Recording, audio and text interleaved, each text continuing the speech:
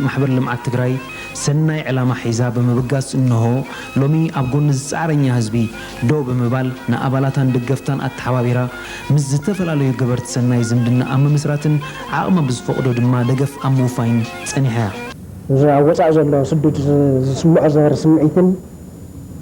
وتوشت عدى حرام مريت زنبرة هزبي زقرب زنبرة حطن وزي ما بحدا مستقات أميهم تمحبرك مسرات كيلو. نتي أبعد وشتي زقبر زنبرة صعرتات كحجزو بخلتهم بتمكرهم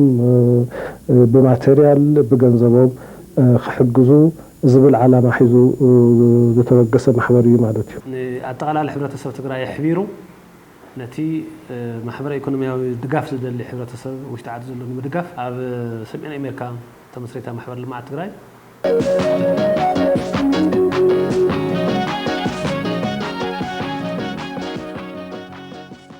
موالو أبو كينات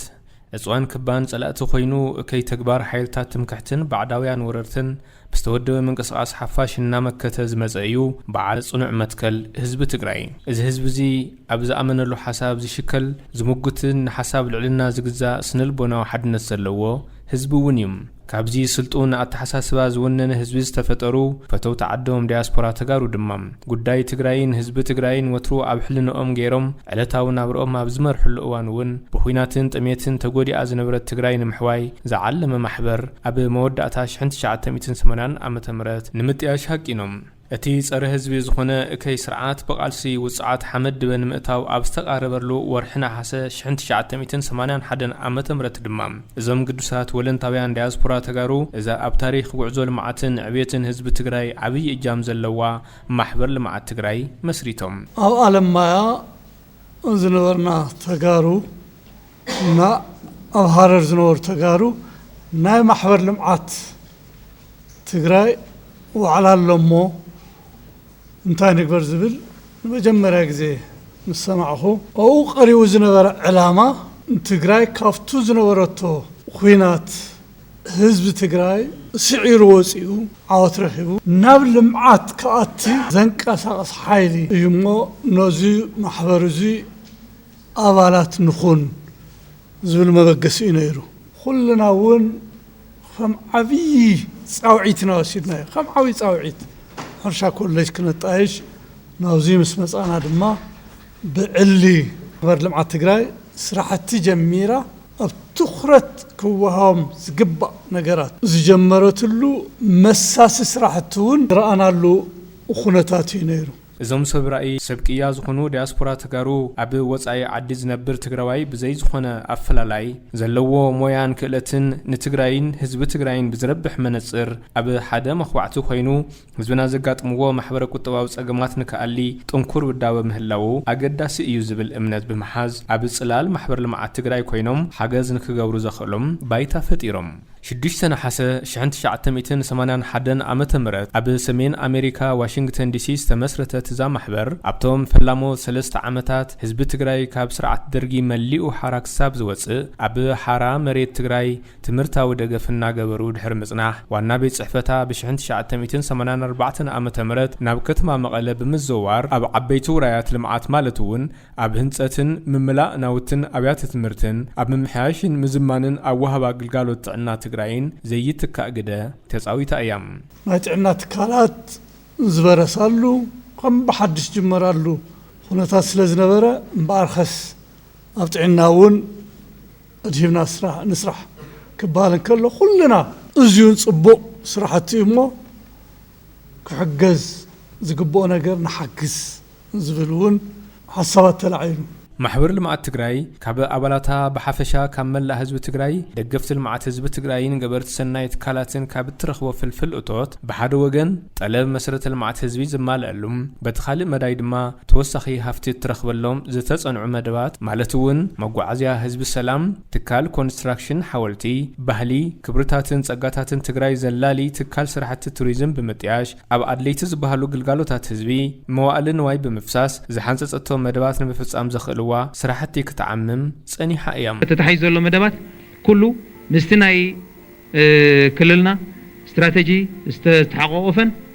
بتعمي أدلاي زخونن صقمات تجرايس بتعم محبل مع تجراي ክፈትሕ ዝኽእል ተባህለ ነገራት እዩ ኣብቶም ፈላሞት 10 ዓማውቲ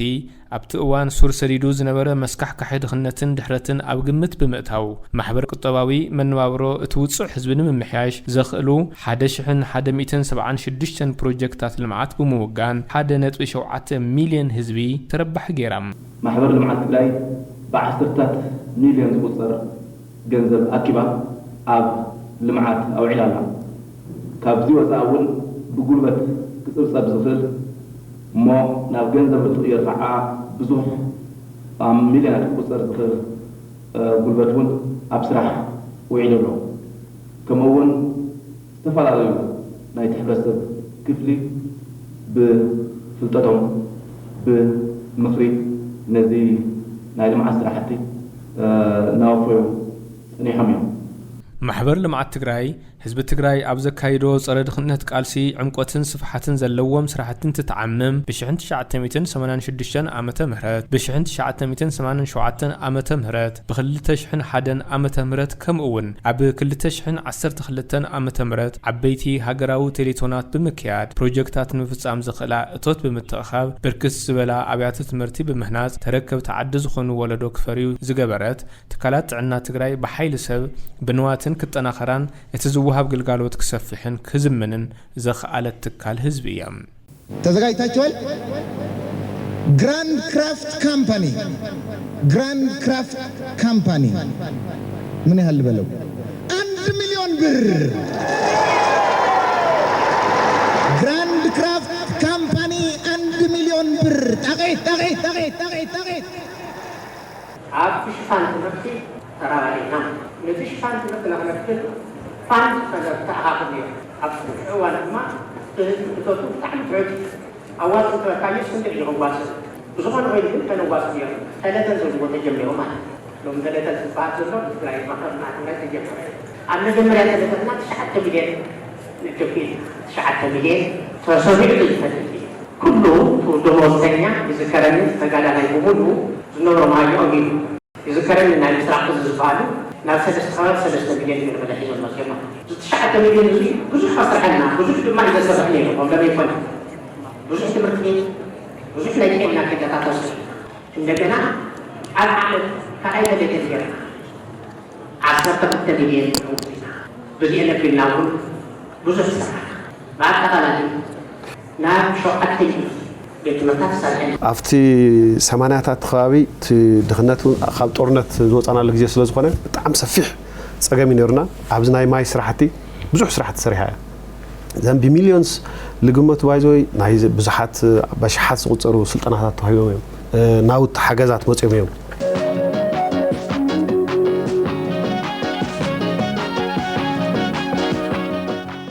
መሪሕ ጭርሖ ልምዓት ዓዲ ብደቂ ዓዲ ተሓንጊጣ ጠለም ምዕባለታት ህዝቢ ትግራይ ንምምላእ ዝዓለመ ስራሕ እናፈፀመት ዝመፀት ማሕበር ልምዓት ትግራይ ጫፍ ብልሒ ዝበፅሐ ምሁር ሓይሊ ብበዝሕን ብፅሬትን ንምፍራይ ኣብቶም ዝሓለፉ 35 ዓመታት ኣብ ምምሕያሽ ዝርግሐ ፍትሓውነትን ፅሬትን ትምህርቲ ትግራይ ልዑል ጠመተ ብምሃብ ኣብ ዝፈር ትምህርቲ ረብሓ ህዝብና ንምርጋፅ ዘኽእሉ ዓበይቲ ዋኒናት ልምዓት بسفيح عميمام كاب مفلم تاش 1985 عام تمرت كساب 1992 عام تمرت أبزل أوان بركز بلا أبيات تمرتن أبيات نباب هزبن تهانيزن أب ممحياش تري تمرتي أبي إجام زلوم كم أب سلست معرف استسالت بروجكت بسو تمرت حبرة سبن أبيات تمرتن دقاف نتمهارو دك أنستيون كالوت بركز ولو بروجكتاتن بمتكبار زيقاتات بفلتاتن كلتن زهنس ولو عدل نمفتار كإلام أبتوان عينتات تمرتي حسابن إنجليزيان تخرت بمقوار أب 14 كالاي بركة أبيات تمرتي استجمرة دحار أب 136 أبيات تمرتي كسفح بستجبر مدب توتوريال تمرتي كساب 1993 عام تمرت أبزل أوان إتران 4 شح تمهارو زربح اللي عد المفتار تخايل يوم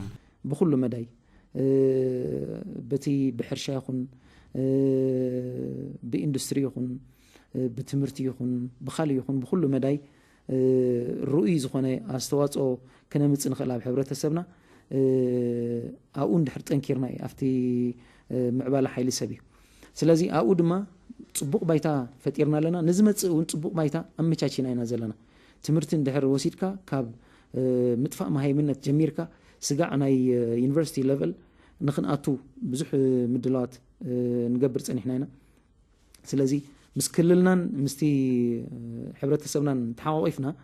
قدامنت كوهاوم زقبهم نجارات نداللنا ندفلتنا زلنا بزح حيل سب أخل كوينس نتزلنا نحنا نتلمو ترايزي كونس نخالوتون زسحب أتاخي إلى حيل سب على بزخبابي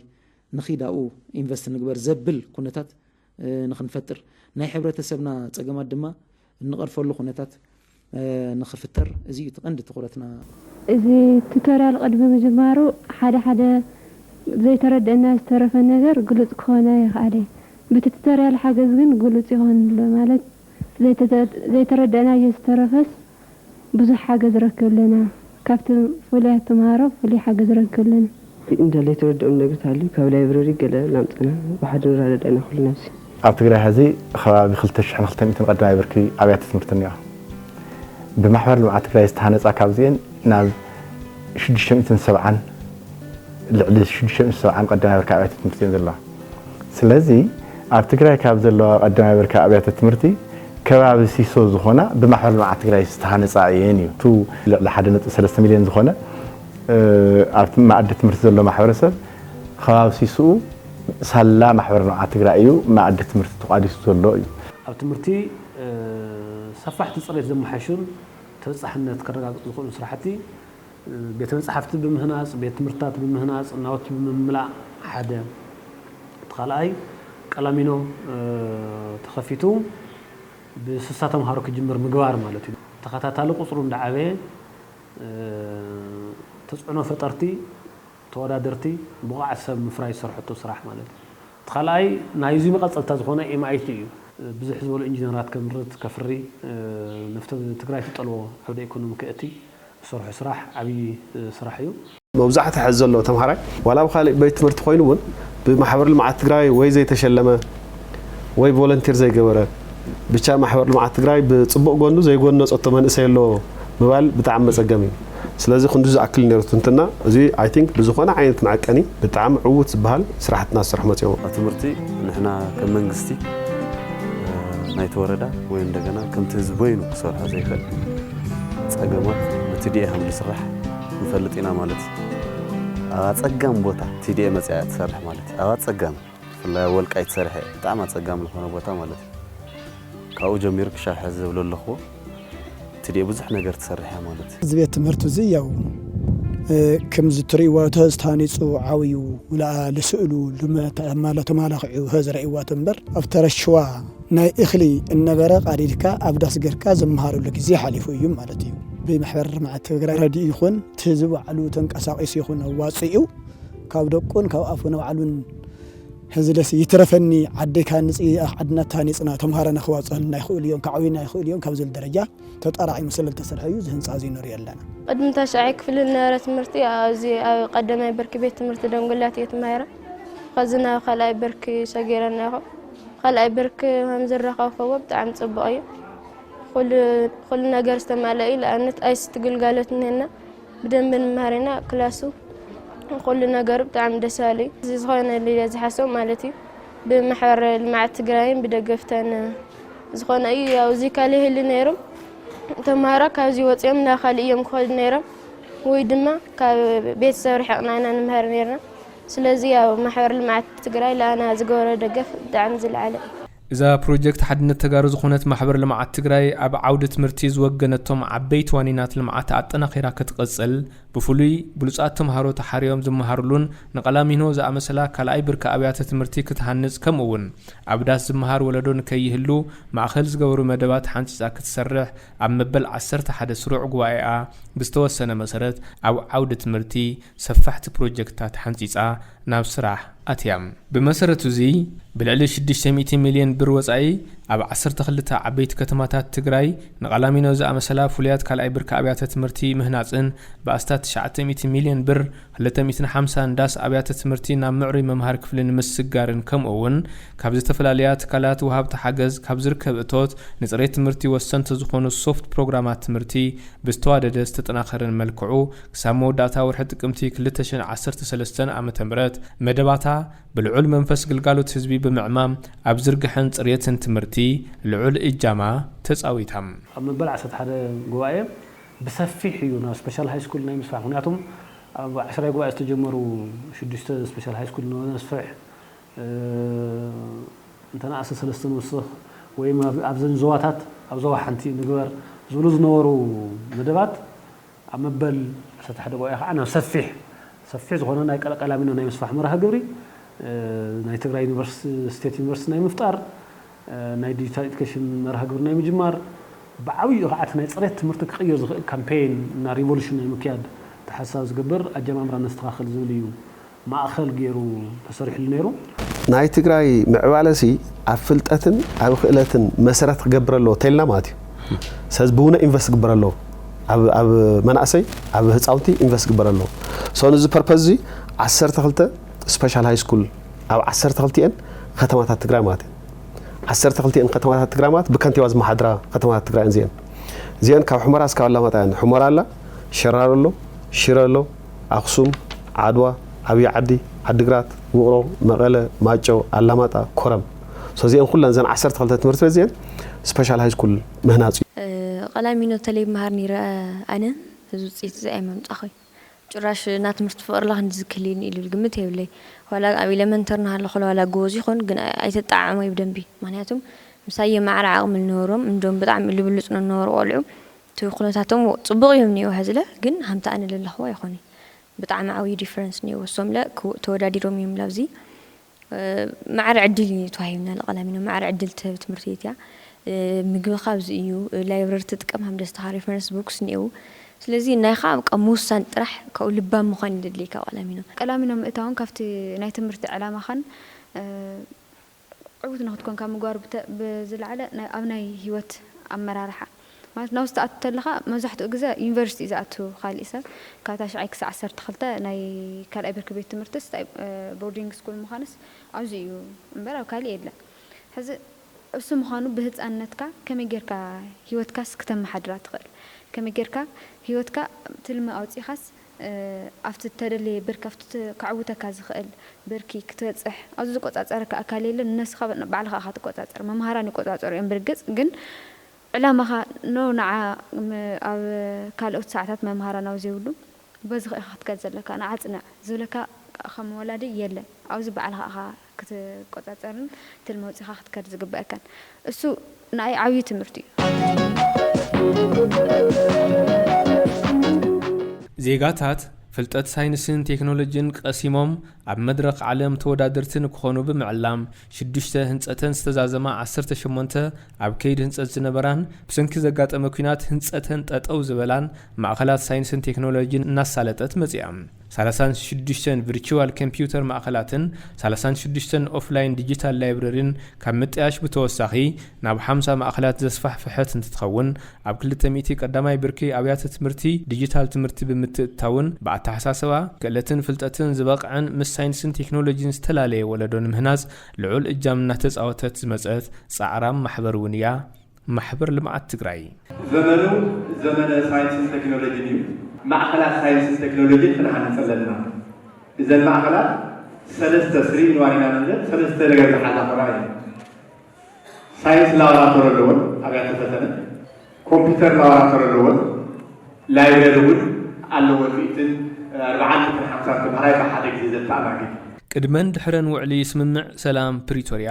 ኣብ ምጅማር ትምህርቲ ግንባር ቀደም ተዋሳኢት ብምዃን ሓደ ሰብ ሓደ ህፃን ስለ ጽባሕ ትግራይ ሕዝን መሃር ውህብቶ ሓድሽ ዓመት ንተምሃሮ ትግራይ ዝብሉ ህዝቢ ንምላዓል ዘኽእሉ ቴማታት መነቃቃሕቲ መድረኻትን ብምክያድ ሓገዝ ኣተኣኻኺባ እያ በዞም ኣብዚ ሰናይ ተግባር ዝተሳተፉ ኣካላት ዝሃብዎ 49.9 ሚልዮን ብር ሓገዝ ዝተዓደጉ ናውቲ ትምህርቲ ኣብ 67 ወረዳታትን 10 ማእኸላት መዕቆቢ ተመዛበልቲ ኣብያተ ትምህርቲ ንዝርከቡ ልዕሊ 88,000 ህፃናት ተምሃሮ ናውቲ ትምህርቲ ብምብጻሕ ህፃናት ናብ ማኣዲ ትምህርቲ ከቲቶም ዝመሃርሉ ዕድል ምፍጣር ተኻኢሉ እዩ ካብቶም ተምሃሮ ትምህርቲ ከቋርጹሎም ዝግደዱ ዝነበሩ ምክንያታት ሓደ ናውቲ ትምህርቲ ስለዘይብሎም ስለዚህ ወለዱን እቲ ናውቲ ትምህርቲ ንሱ ንምዕዳግ ዘኽእል ዓቕሚ ኢኮኖሚያዊ ዓቕሚ ተዳኺሙ ስለነበረ ኩሉ ሰብ እቲ ነገር ንሱ ኣሸጋሪ ነይሩ ማለት እዩ ስለዚህ እቲ ጸገም ንሱ ተሓጋጊዝካ ንምስጋር ከምዚ ዓይነት ድጋፍ ኣብ ዝሓለፈ ዓመት ብምግባርና ብዙሓት ተምሃሮ ካብ ማእዲ ትምህርቲ ከይተኣጓጎሉ ቶም ዝመፁ እውን ብኣግባቡ ዝፅሕፍሉ ደፍተር እስክሪብቶን እርሳስን ክረኽብሉ ዝኽኣሉ ዕድላት ተፈጢሩ ማለት እዩ ብጣዕሚ ኣብ ዓብዪ ችግር ዝፀናሕናሉ እዩ ሕዚ ግና ማሕበር ልምዓት ትግራይ ዝገበረቶ ናኩሉ ኣቦ ናኩሉና ኮይና ኣብዚ ሓገዝ እዚ ብጣዕሚ ዘበርከተቶ ኣብ ከይዲ ምስትምሃር ብጣዕሚ ዓብዪ ኣስተዋፅኦ ክገብር ኢና ኢና ንሓስብ ክገብር እውን ርግፀኛ እየ ማለት እዩ ሳእን ደፍተር ይምለሱ እዮም ደቅና ሳእን ቢሮ መግዝኢ ናይ ሄዝ ክልተ ቆልዓ እዮም ደኻትም እዮም ኣበየውሎሚ ባዕሊ መርሒት ስድራ ምስቲ ኩነታት ብጣዕሚ ኢና ንፅገም ብጣዕሚ ኢና መግዝእ ንስእን ብጣዕሚ ኢና ንሽገር ሕዚ ግን ኣነ ብጣዕሚ እየ ለመስግን ደፍተር ዝቢሎ ሃም ዓብዪ ነገር ገይረ ኣነ ንሪኦ ንሕና ወለድና ንኩሉ ከማልዕ ዓቕሚ ስለዘይብሎም ብጣዕሚ ኢና ንሽገር ነርና ሓገዝ እንተገበረልና በቃ ጠንኪርና ላዕለ ደረጃ ክንበፅሕ ብጣዕሚ ዓብዪ ተስፋ ኣለና ያው ማሕበር ልምዓት ትግራይ ግን ብጣዕሚ ከኣኒና ክንደሊ ማሕበር ልምዓት ትግራይ ምስ ትካል ግባር ሰናይ ለሚን ወስፈን ብምትሕባር ካብ ወርሒ ነሓሰ 2015 ዓ.ም ናብዚ ብ15.9 ሚልዮን ብር በጀት ካብ ማእዲ ትምህርቲ ወፃኢ ዝነበሩን ካብ 9 ክሳብ 14 ዓመት ዝዕድሚኦም ህፃናት ናብ ማእዲ ትምህርቲ ንክምለሱ ዘኽእል ፕሮጀክት ካልኣይ ዕድል ኣብ ሓደ ዓመት ብዝተዋሃበ ትምህርቲ ናብ ሳልሳይን ራብዓይን ክፍሊ ክሰጋገሩ ዝኽእልሉ ዕድል ተፈጢሩሎም እዩ ቤት ትምህርቲ ተስፋይ ፈረደ ይበሃል ሽሜ ኣማኒ ላብራ ይበሃል ብትምህርቲ ምንም ኣይንኽእል ነርና ቀደሙ ሕዚ ግና ብጣዕሚ ኢና ኽእልና ምፅሓፍ ኣይንኽእል ምንባብ ኣይንኽእል ነርና ሕዚ ብጣዕሚ ኽእልና ብሰንኪ ኩናት ብሰንኪ ኮረና ብሰንኪ ገለ ክበሃል ትምህርቶም ተቆራሪፁ ተዓፅዮም ያው ኣብ መጓሶ እዮም ናብዕሉ ነይሮም ኸዚ ግን ፅቡቕ እኒሄው ማለት ትምህርቲ ያው ማሕበር ልምዓት ትግራይ ብልገበረትን ሓገዝ ግን ፅቡቕ ይመሃርለው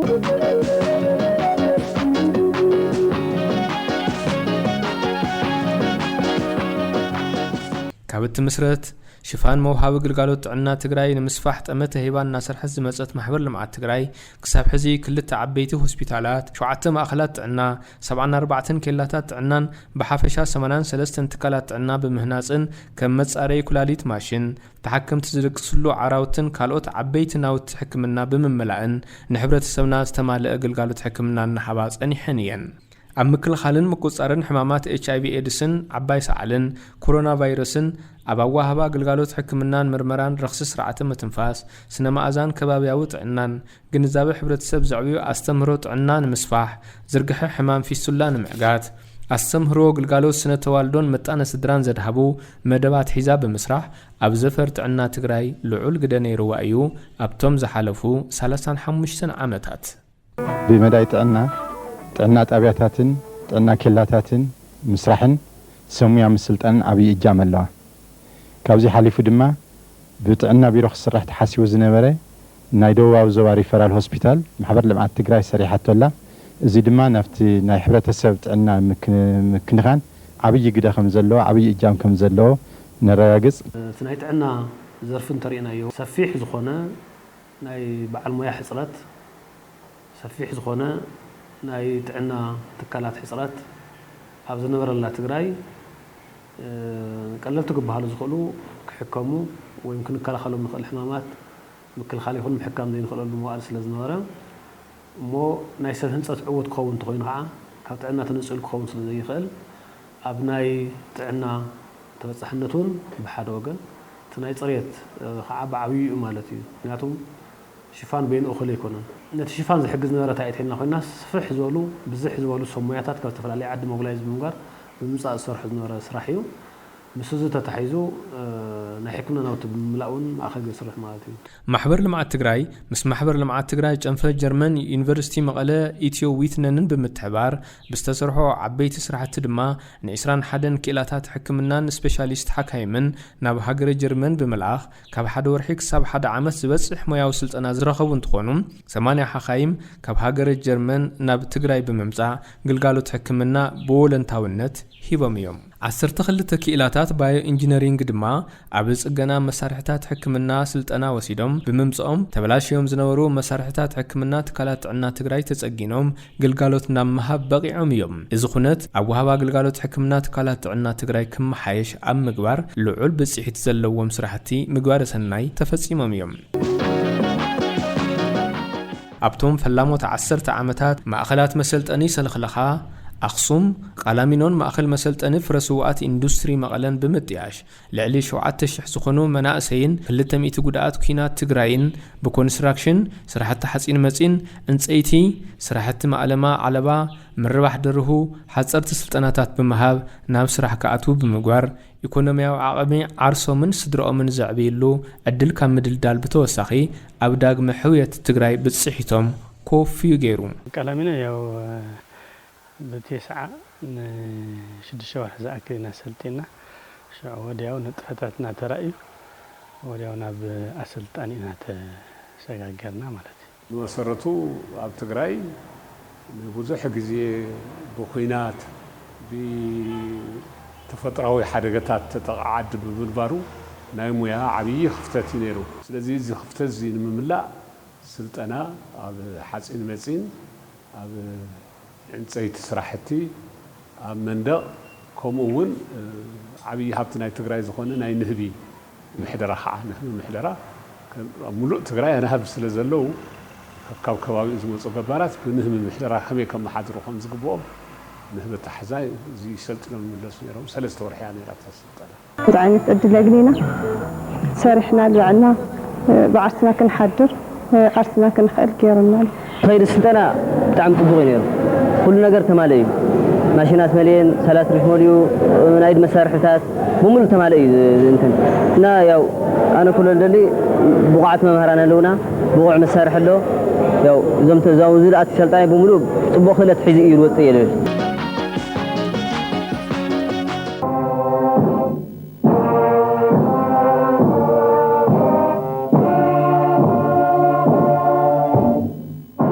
سركس بحثت شعت تسعة سلستنياتي مجمرة إن كأتخلقوا وبسجنات موسيقية هوني آتي بدرفي دحر يا موسيقى عند سرحنا مارش باندون تمرتنيرو مارش باندون موسيقى عند سرحنا إنا أستاذ شوعات شمون تعمتات بسركس عن حتجيرة فلا ما يناي موسيقى تمرتو سر كله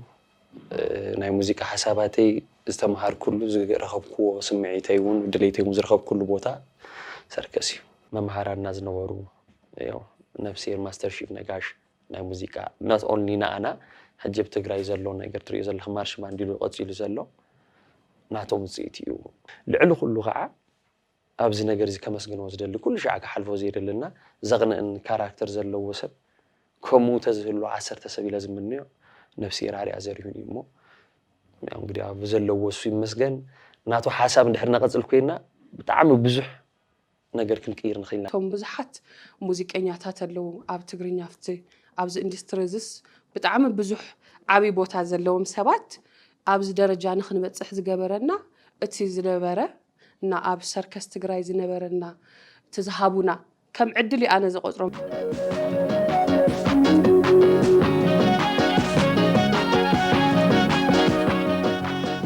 محور لمعت تግራይ بتفطراون سب سرحن حركات نزمنات بريسو صنح مريت تግራይ نمحواي 52 ماخلات فلسط ابيا بمطياشن فلسطات بمبزحن نحرستو تግራይ كباصح غيرام ابت شعت ورداتات 10 ماخلوت حصوتات بمهناصن نهزبن منغسن تግራይ يركيبام مس بيرو حرشان هفت تفطرون تግራይ بمتحبارون اب كلن ورداتات تግራይ سرحت عقبا حمدن ماين تساليطم اب استمرصا عبيت كتماتات تግራይ نصبا كتماتات ماخل زغبرو تخلتات غدنات تخيلم نايزي وصيت دما ጠሊ ከባቢ ኣየር ትግራይ ብምምላስ ሓረስታይና ስራሕቲ መስኖ ዝሳልጠሉ እንስስኡ ኣብ ቀረበን ኮይነን ዝስተማይ ዝረኽባሉ ዕድል ምፍጣር ተኻኢሉ እዩ ናብ ሕርሻውን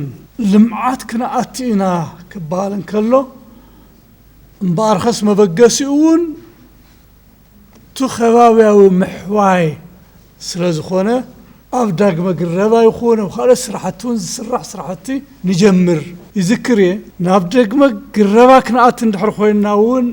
ዘድልያና ነገራቱን ፈልሲ ጣብያታትን ንእኽሊ ንከፍቲ ዘርኢ ከም ዘድልየካ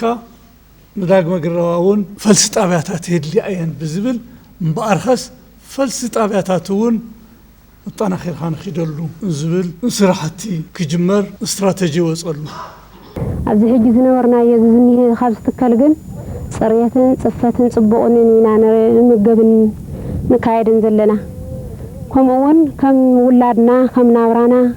ኢና ንካናሃና ንሪያን ማእኸል ኢንቨስትመንት ሕርሻ ቃላሚኖ ኣብዚ እዋን ማእኸል ሰሪሕ ሓመርኣይን መላመዲ ፍሉይ ዓይነት ስራእትን ምግባር ተኻኢሉ እዩ ሓረስቶትን ሰሙያ ሕርሻን ትግራይ ዘመናዊ ሜላ ሕርሻ ንምስፋሕ ዝዓለሙ ስልጠናታት እናተውሃበ ዝመፀ እንትኸውን ኣብዚ ቀረባ እዋን ምስ ኢንስቲትዩት ምርምር ሕርሻ ትግራይን ቢሮ ልምዓት ሕርሻን ገጠርን ትግራይን ሓበራዊ ስምምዕ ብምፍርራም ኣብቲ ማእኸል ዝካየዱ ስራሕቲ ሕርሻ ንምስፋሕን በዘቢሉ መግውሕስና ህዝብና ንምርጋፅን ኣብ ዝኽእሉ መደባት ልዑል ትኹረት ሂብካ ንምስራሕ ሰፋሕቲ ጻዕርታት ይካየደለዉ ቴክኖሎጂ ከመይ ንፍትሖ የልብል ከም ኢንስቲትዩት ምርምር ሕርሻ ተነጋገርና ተዓባይ ነገር ናይ ምፍፃም ዓቕምካ ምዕባያ ስለዚ ምፍፃም ድማ ብትካል ኢኻ ትጅምር ስለዚ ተን መዳርግቲ ዘለዋ ትካላት ከመጌርና ኢና ምስ ምርምር ሕርሻ ትግራይ ተሓባቢርካ ምስ ሕርሻውን ተሓባቢርካ ናይ ዘርኢ ባዮሎጂካል ቴክኖሎጂ ንብለሎ ማለት እዩ ሓደ ኣርባዕተ ዝኾና ናይ ቴክኖሎጂ መግለፂ ኣሎ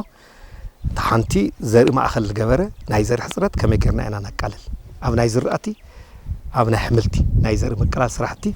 ከመጌርና ኢና ንኸዶ ዝብል ምስ ተዘራረብና ተዓባይ ነገር ምስ ማሕበር ልምዓት ትግራይና ኣብ ናይ ትምህርቲ ዝሰርሑ ስራሕ ፅቡቅ ጥሉል ስራሕ ኣሎ ኣብ ሕርሻ እውን ማዕረ እንተወሲድናዮ ዝሕሸ ስራሕ ምስራሕ ይካእል ካብ ዝብል ስለዚ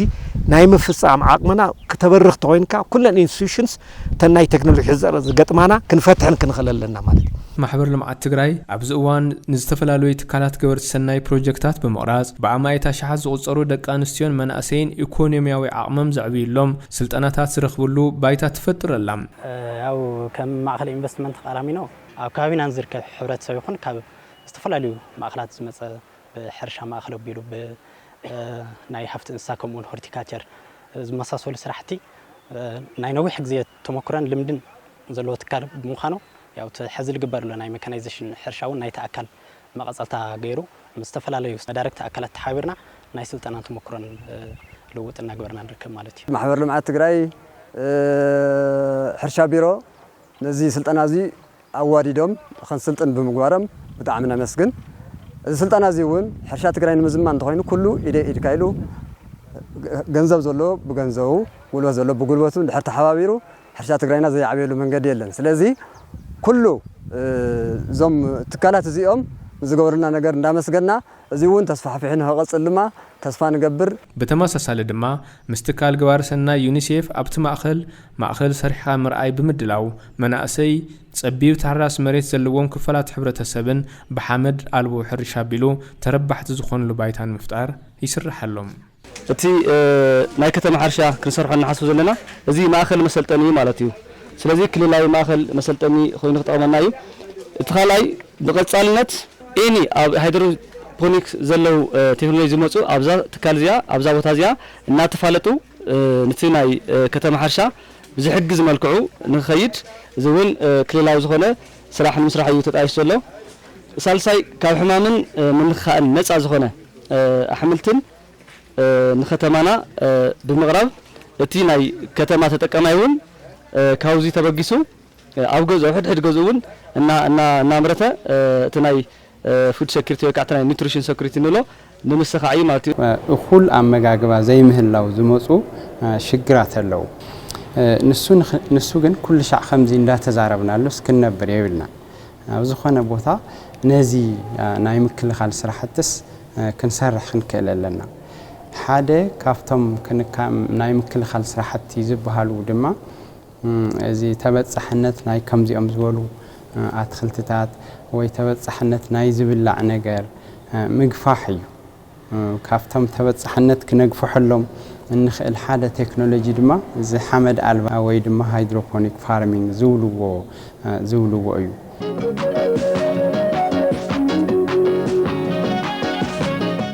ወረርቲ ሓይልታት ብሓባር ቅልጽም ህዝብና ካብ ኣብዝሓ ከባብታት ትግራይ ጠቕሊሎም ምስ ወጹን መንግስቲ ትግራይ ናብ ቦትኡ ምምላሱን ስዒቡ ድማ ማሕበር ልምዓት ትግራይ ከም ቀደማ ረብሓ ህዝቢ ትግራይ ብቕደም ሰዓብ ብምቕማጥ ህዝብና ኣጋጢምዎ ዘሎ ቁጠባዊ ፀገማት ንምቅላል ዝዓለመ ፕሮጀክት ሰብኣዊ ሓገዝ ሓደ ዲያስፖራ ንሓደ ትግራዋይ ስድራ ብምስላት ማሕበረሰብ ዲያስፖራ ተጋሩ ኣብ ትግራይ ንዝርከብ ወገኖም ዝበፅሕሉ ዕድል ብምፍጣር ዛጊድ ልዕሊ 6,000 ዝኾኑ ዲያስፖራ ተጋሩ ተሳተፍቲ ፕሮጀክት ብምግባር ልዕሊ 333 6 ሚልዮን ብር ናብ ህዝቢ በመበጻሕ ህዝቢ ትግራይ ዘጋጠሞ ቁጠባዊ ጸገማት ኣብ ምዕላይ ታሪኽ ዘይርስዖ ተግባር ፈጺማ እያ ዲያስፖራት ፋሚሊ ምንም ዓይነት ኮሙኒኬሽን መሳርሒ ዘይነበሮ ምንም ዓይነት ገንዘብ ኣትዲይ ኣቶን ንኽተረጋግጸሉ ዕድል ዘይነበረሉ ኣብኡ ዘለውን ብእምነት ኣብ ዘለውን ብእምነት ተሰርሐ ስራሕ እዩ ኣብ ዝተፈላለዩ ክፍለ ዓለማት ኮይኑ ዝስራሕ ኮኔክቲቪቲ ዘይነበሮ ኮይኑ ዝስራሕ ናይ ትራንዛክሽን እና ማኔጅመንት ዝነበሩ ጸገማት ማእኸል ገይሮም ዝፍጠሩ ዝነበሩ ምልሳት ልዕሊ ንሱ ግን ናይ ገንዘብ ሕፅረት ዝፈጠሮም ምልሳት ብሕፅረት ወሲድኻ ኣብ ክልል ኩነታት ንሱ ኮይኑ ግን ልዕሊ 375 ሚልዮን ዝኣክል ገንዘብና ሕብረተሰብ ምጻሕ ዝኸኣለ ዕቡ ስራሕ ኢልካ ምሳሌ ይከኣል ኣብ ዓለም ትዝዓበየ እንታይ ተኣማንነት እዩ እምነት ዘይብሉ ነገር ተኮይኑ ከቢድ እዩ በታስተላእኽዋ ነገር ብፍላይ ንትካልና ሕጂ ንሳልሳይ ግዜ ኢና ኣብዚ ገንዘብ ንቐበል ዘለና ኣብዚ ሓለፈ ግዜ ካብ ቤልጅየም ዘለዉ ደቅና ብርክት ዝበለ ገንዘብ ሂቦምና ተጠቂምና ኢና ከምኡውን ባዕሎም ቶም ኣባላት ማሕበር ልምዓት ትግራይ ጨንፈር እንግሊዝ ዘለዉ እውን ቅድሚ ሕጂ እውን ልኢኾምና በፂሕና እዩ ኖማዓንቲ ከዓ ተረኪብና ኣለና ማለት እዩ ኣብ ደገ ዓለም ኮይኖም ስቃይ ወለዶም ኣዴታቶም ኣሓቶም ደቆም ኣሳቂዎም ኣብ ምትሕብባር ዝርከቡ ዳያስፖራ ትግራይ ሕብረት ፈጢሮም ብፍላይ እውን ንኸባቢ ህዝቢ ኢሮብ ሲሶ መሬቱ ህዝቡ ገና ኣብ ትሕቲ ወራሪ ሓይልና ኤርትራ ተዓጊቶም ዘለው ብዙሕ ስቃያት እውን ዝሓልፉ ዘለው ነዚኦም ብምሕሳብ ዝለኣኩምዎ ሓገዝ ገንዘብ ብቲዲኤ ትግራይ ዲቨሎፕመንት ኣሶሲዬሽን ሰሜን ኣሜሪካ ዘለው ብፍላይ ምስ ኢንጂነር ሰለሞን ምስ በዓልቲ ቤቶም ወይዘሮ ትሕሽ ዝለኣኽዎ $1,300 ያው ናይዚ ኤኩይቫለንት ኣብዚ ሎም መዓልቲ ብስም ማሕበር ልምዓት ኢሮብን ብህዝብን ካብ ናይ ትግራይ ልምዓት ማሕበር ንርከብ ከም ዘለና ተረኪብና ከም ዘለና ብዓብዪ ታሕጓስ ከምኡውን ምስጋና ገልጽ ፈቱ ኣብ ደገ ዘለዉ ዲያስፖራ ተጋሩ ብፍላይ ከዓ ኢንጂነር ሰሎሞን ኪዳነ ኣብ ሰሜን ኣሜሪካ ዝነብር ናይዞም ጉዳት ጸገም ንምፍታሕ ሎማዓንቲ ናይ 720,000 ብር ገንዘብ ተረኪብና ኣለና ማለት እዩ በዛ ኣጋጣሚ ኩሎም ዲያስፖራ ተጋሩ ከምኡውን ነቲ ጽላል ህዝቢ ትግራይ ዝኾነ ሓድነት ህዝቢ ትግራይ ክስጥንክር ሓድነት ህዝቢ ትግራይ ክሰጥም ተጋሩ ኣብ ደገና ሃለዉ ውሽጢ ዓዲ ክንተሓበር ተሓቢርና ነታ ንበጋ ትግራይ ክንሃንጽ ክነልምዕ ዘተሓብር ዘሎ ማሕበር ልምዓት ትግራይ እውን ብሹም ማሕበር ጉዳት ኩናት ትግራይ ከመስግን ይደሊ ዝመጻ ኩሉ ካብ ዓድዋ እየ ሓደ ዲያስፖራ ንሓደ ሰብ ዝብል ካብኦም ተጠቀምቲ ኮይንና ምክንያቱ ካብ ዓድዋ ኢና መጺና ካብ ዓድዋ መጺና ግን ብዙሕ ነገር ኢና ተጠቂምና ማሕበር ልምዓት ትግራይ ጀሚሩ ኢሎም መጺና ብዘይ ሓወላ ብዘይ 4% ብዘይ 60% ኢሉ ኣብ ሰዓትና እዮም ሂምና ምክንያቱ ክንደይ ዝተሸገረ ሰብ ቤተሰብ ነይሩ ክንደይ ዝሓመመ ቤተሰብ ነይሩ ማሕበር ልምዓት ትግራይስ ደሪሰትልና በፂሕትልና እያ ኣነ ከም ነባር ከተማ ይጭላ ኮይነ ክሪኦ ከለኹ ንልዕሊ 2 ዓመት ዝኣክል እዚ ከተማ እዚ ብኹይናትን ብድርቅን ብዝተፈላለዩ ምክንያታትን ብጣዕሚ እዩ ተጎዲኡ ጸኒሑ ናይ ትግራይ ተወለድቲ ዝኾኑ ኣብ ከተማ ነርወይ ዝርከቡ ከዓ ውጭ ዝነበሩ ኣባላት ማሕበር ልምዓት ትግራይ ዝኾኑ እዚ ድጋፍ እዚ ምድጋፎም ልደቅና لتم للو لتصقم نحنا تصقمنا فتحلنا إلنا نأمن محبر لمعات تجراي نربعان سلستن استفلالو يتكالات كورت سناي أوصى عد زركو حجزتهم ببروجكت سبعة وحجز أبيلو 3 مليون 459 شحن شوعات 234 بر حجز جنزب نكسر لهم بايتا بمشيشاو أب تحتيهم نزركو بأمائتاش حزو صاروا زيجاتات تربحت جرايم محور المعاد تجرايون هم كاو دياسبورات بالمقبل هزوان حجزت كاو تركب حنتي درجتي أنا نتيس عن شدشتن هزاونتي نايس الاستور حنا قرصي قلوا خيلنا لنا عزينا كنا مسكن نفوتو بزحز أوان أدو بزحات زخونت محور المعاد تجراي نزوم قلوا زيهم ناي لولا هزاونتي نحكمنا زخون نمجوز زخون كم عندنا نصريس محلوي كم نتمرت زخون ناي 100 شح ብር ሓገዝ ገይራትና ለማሕበር ልምዓት ትግራይ ማሕበር ልምዓት ትግራይ ሕዚ ጥራሕ ኣይኮነን ኣብቲ ከቢድ ግዜ ዝነበረሉ ግዜ ኩሉ ነገር ኣብተዓፀወሉ ግዜ ቅድሚት ኮይና እዞም ቆልዑ እዚኦም ምሕብሓውን ተፈላለዩ ድጋፋት እናገበረትና ፀኒሓ እያ ነዚ ኩሉ ድጋፋት ከዓ ብሽም እዞም ህፃውንቲ እዚኦም ክነመስግን ንደሊ ማሕበር ልምዓት ትግራይ ማሕበረ ቆጠባዊ ፀገማት ህዝቢ ትግራይ ብቀደም ሰዓብ ሰሪዓ ኣብ ልዕሊ ህዝብና ዘለዎ ዓበይቲ ግን ድማ ብመንግስቲ ክሽፈኑ ዘይከኣሉ ክፍተታት መሰረተ ልምዓት ብዕሊ ኣለልያ ብስራሕቶም ስራሕቲ ህዝቢ ኣብ ጽላላ ዓሲሉ ዝኽእሎ ሓገዝ እናገበረላ መጽኡ እዩ ኣብ ትግራይን ካብ ትግራይ ወፃኢ ዘሎ ህዝብና ሎምውን ከም ትማሊ ኣብ ጎና ኮይኑ ብገንዘብ ንዋትን ሞያን ብዝገበሩላ ደገፍ እናተሓገዘት እቶም ሕዚ ተጀሚሮም ዘለው መደባት ይኹኑ በቀጻልነት ክትውግኖም ተተሊሞም ዘለው ዓበይቲ መደባት ብምዕማም ኣብ መውሓስ ህልውና ህዝቢ ትግራይ መሪሕ ግድኣ ክትጻወት እያ ቁልፊ ብትኩረቱን ክሰርሕሉ ዘለና ብዙሕ ሕብረተሰብ ትግራይ ክንዕስል ትጽቢት ንግበረና ሰፊሕ ናይ ትኩረት ነጡ ኣብያተ ትምህርቲ ምግብና ብዋናነት ከዓ ናይ ጸባ ምግብና መራህ ግብሪ እዩ እታ ካልእቲ ኣብ ዝሓለፈ ተስፋ ሕውየት ትግራይ ለና ጀመርናዮ ናይ ስፔሻል ሃይ ስኩል ናይ ሃፍቲ ምትእኻ መራህ ግብሪ ሕዚ ናብ ህንፃ ናኣትወሉ እዩ ብቁልጡፍ ናብ ተግባር ንእትወን ኣብያተ ትምህርትታት ኣለዋ ስራሕ ጀሚርና ዝጎደለን ገንዘብ ከዓ እንደመላእና ክንከይድ ምዃንና ብትኩረት ንሰርሐሉ ሓደ ዓብይ ዛዕባ እዩ ማለት ስለዚ ኣብ ውሽጢ ዓዲ ዘሎ ትግራዋይ ይኹን ካብ ወፃኢ ዘሎ ትግራዋይ ፈታዊ ትግራይ ንትግራይ ክንበፅሐላ ዝግበአና ዝመዋእሉ እዚ እዩ ሎሚ ጥራሕ ኣይኮነን 4-5 ዓመት ክንድዝ ካልኦ ንሓገዝና መፅና ኣና ሕዝውን ክንቅፅል ከም ዘለና በዘጋጣሚ ክፅውዕ ይደሊ ማሕበር ልምዓት ትግራይ ክምስረት ከሎ ካብዚ ምስረት እውን ኣትሒዙ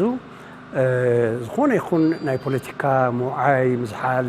ላዕልን ታሕትን ኣብ ዘጋጠመሉ እዋናት እውን ማሕበር ልምዓት ትግራይ ኣብ ደገ ይኹን ኣብ ውሽጢ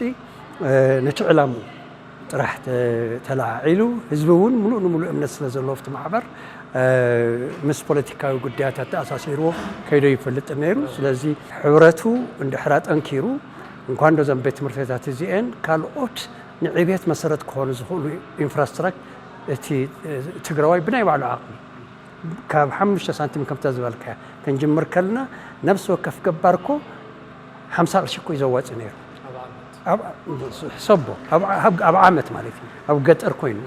ስለዚ ናይ ኩሉ ተዋፅኦ ዝነበሮ ስለ ዝኾነ ማሕበር ልምዓት ትግራይ እዚኣ ሕዚ ብዓብዪ ገንዘብ ዝህብ ተይኮነስ ካብ መሰረቱ ወላ ካብ ሕርካም ይበገስ ኩሉ ዘሳትፍ ማሕበር ክኸውን ኣለዎ ኢለ እዛም ናይ ማሕበር ልምዓት ትግራይ ጉዳይ ፍሉይ ዝገብሮ ዝኾነ ይኹን እምነት ዘለዎ ሰብ ኣብ ናይ ማሕበር ልምዓት ትግራይ ዕላማታት ብዝኾነ ይኹን መንገዲ ክደናገር ይኽእል ሓደ ምዃንና ጥራሕ ዘይኮነስ ሓድነትና ነረጋግፀሉ ሓደ ዓብዪ ፅላል ምዃኑ ኣብ ግምት እትና ነዚ ምሕላም ዓብዪ ኣስተዋፅኦ ገይሮም ዝተፈለዩና ሕዙን ዋላ ዕድሜኦም ደፊኡ ኣብ መንጎና ዝህሉ ካልኦት እውን ዝሓዝዎ ዕላማ ብዘረጋግፅ መንገዲ ልዕሊ ኩሉ ግን ክሳብ ሕዚ ማሕበር ልምዓት ትግራይ ቤት ትምህርቲ ቃላሚኖ ይኹን ኤምኣይቲ ሓውስካ ዝጀመረቶም ርኡይ ለውጥን ርኡይ ውፅኢትን ከምፅኡ ዝኽእሉ ትካላት መሊሶም ክጥጥዑ ዝኽእሉሉ ኣብቶም ዝተባሃሉ ካብ ኣላማጣ እስካብ ሑመራ ኣብ ዘለዉ ከባቢታት ተጀሚሮም ዝነበሩ ፕሮጀክታት ዝቕፅልሉ ጥራሕ ዘይኮነስ ልዕልዩ ምሕሳብ ዘኽእለና እውን ስራሕ ሰሪሕና ነዚ ሕልሚ ዝክነግህድ እንተዳ ኮይና ኩሉ ኣብ ትሕቲ ማሕበር ልምዓት ትግራይ ዝዓስረሉ ኩነታት ክፍጠር ይኽእል ኣሎ ኣብዚ ዝተዋሃበና ሓላፍነት ብዝተማልአ መንገዲ ንምፍፃም ኣነ እውን ኣብዚኣ ቃል ክኣቱ ይደልየ